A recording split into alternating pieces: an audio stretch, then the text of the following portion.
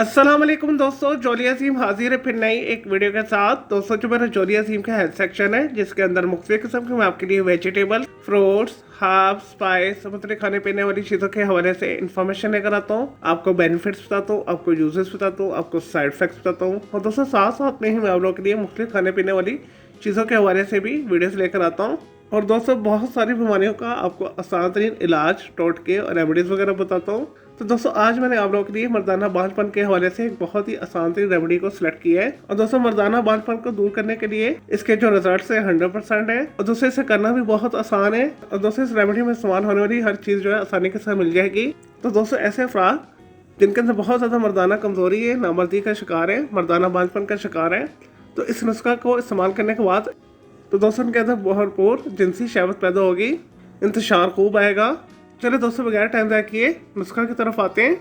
और दोस्तों इसके लिए आपने 1 ग्राम मेथी दाना लेना है जिसे फेनोग्रीक सीड बोला जाता है इंग्लिश के अंदर। दोस्तों दूसरा इंग्रेडिएंट जो आपको चाहिए कलवंजी। और दोस्तों ये आपको 4 ग्राम चाहिए। कलवंजी को इंग्लिश के अंदर नाइजेला सीड बोला जाता है। और दोस्तों मेथी दाना कलवंजी जो आपको आसानी के साथ इंसानी शॉप से मिल जाएगी। आप इसे लोकल ग्रोसरी शॉप से भी खरीद सकते हैं। और दोस्तों तीसरा जो इंग्रेडिएंट्स में इस्तेमाल होगा, शहद इस्तेमाल होगा। आपको प्योर हनी चाहिए। और दोस्तों छोटी मक्खी का शहद मिल जाए तो वेल एंड गुड है। और दोस्तों ये आपको चाहिए 100 ग्राम।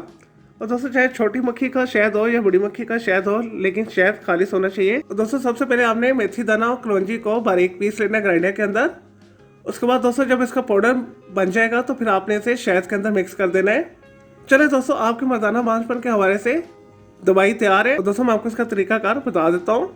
और दोस्तों इसके लिए आपने सुबह नाश्ता करने के बाद आपने 1 गिलास दूध के साथ इसे इस्तेमाल करना है। और दोस्तों दूध आपने ठंडा नहीं लेना। और दोस्तों दूध रूम टेम्परेचर पर होना चाहिए या नीम गर्म होना चाहिए। दोस्तों इसी तरह दोस्तों आपने दोपहर का खाना एज पर रूटीन में खाना है। और शाम के टाइम आपने खाना नहीं खाना। दोस्तों आपने सोने से 2 से 3 घंटा पहले आपने 1 चम्मच फिर इसे खाना है। उसके ऊपर से आपने नीम गर्म दूध पी लेना है।